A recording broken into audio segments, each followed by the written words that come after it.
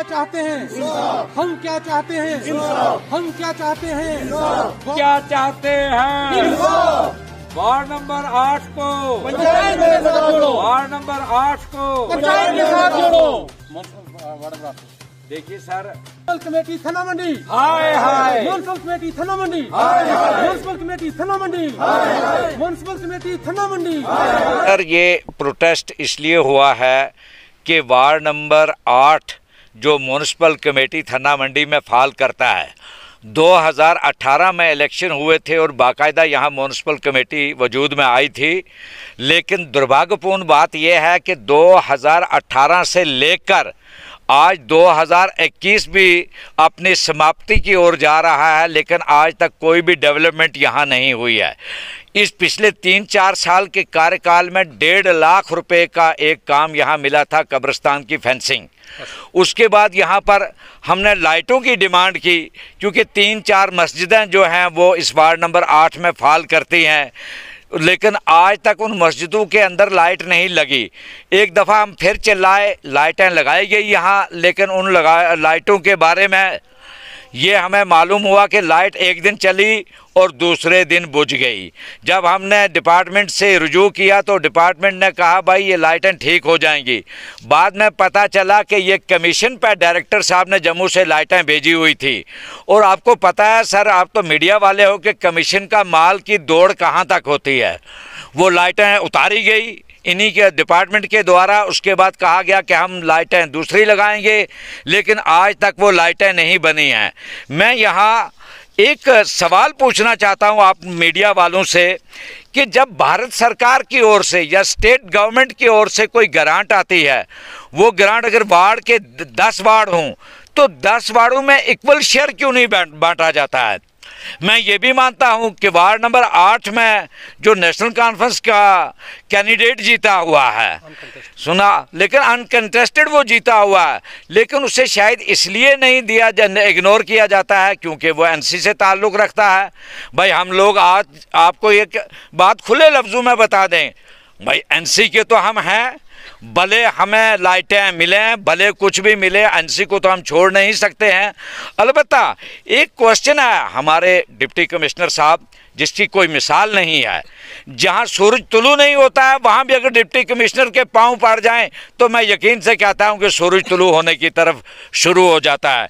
एक जो प्रश्न मैं आप लोगों से भी ये निवेदन करना चाहता हूं कि इसको डायरेक्टर साहब के कानों तक पहुंचाया जाए, क्योंकि डायरेक्टर को शायद मेरा ख्याल है मीठी नींद में सोया है, तभी वह अपने डिपार्टमेंट को जगा नहीं रहा। SDRF का यहाँ पैसा आया, डिस्ट्रिक्ट प्लान का यहाँ पैसा आया, और 14 FC का पैसा आया, PMAY का पैसा आया, IDMT का पैसा आया। इस पैसे में भी वार्ड नंबर 8 का शेयर बनता था, वो शेयर कहाँ गया? आज जो हमारा यहाँ से कैंडिडेट जीता हुआ है, हम उसके घर जाते हैं, हम उसको ताना देते हैं कि हमने आपको वोट दिया, आपको बिला मुकाबला जिताया, तो वो लेडीज़ है बेचारी, वो घबरा जाती है, वो कहती है मैं क्या करूं, मेरी बात ही नहीं वहाँ कोई सुनता है। तो मैं DC साहब से ये गुजारिश करना चाहता हूं कि जब भी कभी म्युनिसिपल कमेटी की मीटिंग हो, उस मीटिंग के अंदर जो बैठना चाहिए, जैसे पंचायत के अंदर मैंने एक सिस्टम देखा है, जो लेडीज़ ग्राम सेविका हैं वो अपने घर वालों को भेजती हैं, खुद बच्चे पालती हैं और घर वालों को कहती हैं जाओ निज़ाम चलाओ। इसलिए डायरेक्टर साहब को जो ये भी मैं ये सूचित करना चाहता हूं कि बहुत सारे ऐसे एम्प्लॉय जो हैं इसमें लगे हुए हैं और वो एम्प्लॉय निकाल भी दिए गए हैं, लेकिन फेविकोल के जोड़ से कमेटी के साथ चिपके हुए हैं। लिहाजा मेहरबानी करके DC साहब हस्तक्षेप करें इस कमेटी में और इस कमेटी का। और आखिर में जाते जाते एक और भी यहाँ पर एक आपको दिलचस्प एक बयान सुनाना चाहता हूँ। अगर वार्ड नंबर 8 को नहीं ग्रांट दे सकते हैं ये, तो मेहरबानी करके वार्ड नंबर 8 को वाइंड अप किया जाए और इसको पंचायत के साथ मुंसलिक किया जाए, ताकि पंचायत से जो नरेगा का पैसा आता है उससे भी हमें लाभ हो सके। शुक्रिया, जय हिंद। मैं बिलखुसूस तमाम मीडिया का एहसानमंद हूँ कि जिन्होंने छोटे से एक प्रोटेस्ट के अंदर आपने हिस्सा लिया और हम गरीब लोगों की जो आवाज़ है वो आप इससे कबल भी हाईलाइट करते रहें और आज भी करेंगे। जैसा कि यहाँ पर आज जो हमारा प्रोटेस्ट था, इस मायने यही हैं कि हमें म्युनिसिपल कमेटी की तरफ से किसी किस्म का लाभ नहीं है। मैं जनाब LG साहब से ये रिक्वेस्ट करूँगा और मुतलका जो डिप्टी कमिश्नर साहब जो रजौरी में यहाँ पर तैनात हैं, क्योंकि उनके पास अगर कोई भी चला जाए तो फौरी तौर पर वो काम कर देते हैं। तो मैं ये रिक्वेस्ट करता हूँ कि वार्ड नंबर 8 को किसी दूसरे गांव के साथ अटैच किया जाए या पंचायत हाउस प्लॉट के साथ अटैच किया जाए। हमें इस म्यूनसिपलिटी से कोई फ़ायदा हुआ ही नहीं और ना ही हम यहाँ इसके साथ रहना चाहते हैं। शुक्रिया, खुदा हाफिज़। मोहतरम जो मीडिया वाले हजरात, मैं आपका मशकूर हूँ, जिन्होंने हमेशा ग्राउंड लेवल पर जो भी परेशानियाँ हुई वो आपने अजावर की और उनका अजाला करवाया। मैं ख़ास करके आपका बहुत मशकूर हूँ जिन्होंने अपना कीमती टाइम निकाला और हमारी बात और हमारी पब्लिक की बात सुनने के लिए यहाँ पहुँचे। मुझे बड़ा अफसोस है कि वार्ड नंबर 8 के अंदर ऐसा हुआ कि हम अनकंटेस्ट मेरी बेटी जीती थी। क्यों कि इनको शायद ये था कि यहाँ को कैंडिडेट दूसरा खड़ा नहीं हो सका। उस प्रॉब्लम की वजह से हमें बार बार तंग किया जाता है, हमसे रिक्वायरमेंट मांगी जाती है। जो हमारी बेटी है वो जाती है वहाँ अपनी रिक्वायरमेंट देती है तो कहते हैं जी अगले महीने में आपको सैंक्शन मिलेगा ये काम, लेकिन कोई काम नहीं हुआ।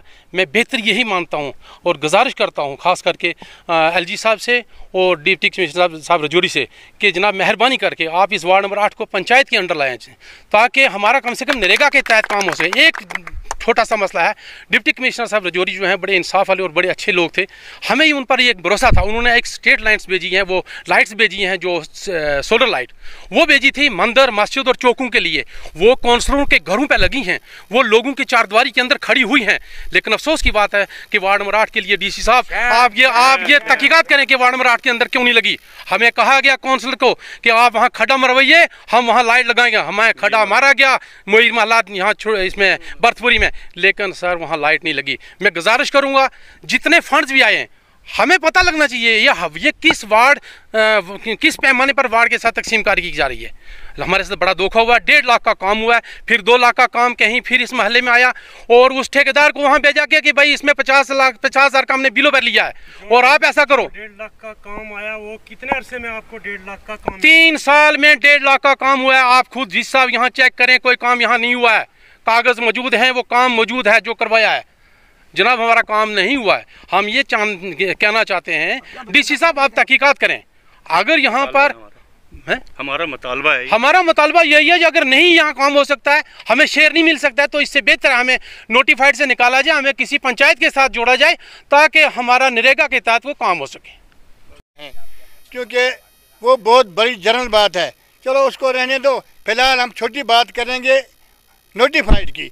नोटिफाइड में हमें बहुत इग्नोर किया गया। वार्ड नंबर 8 में कोई काम नहीं किए बने कोई काम नहीं हुए।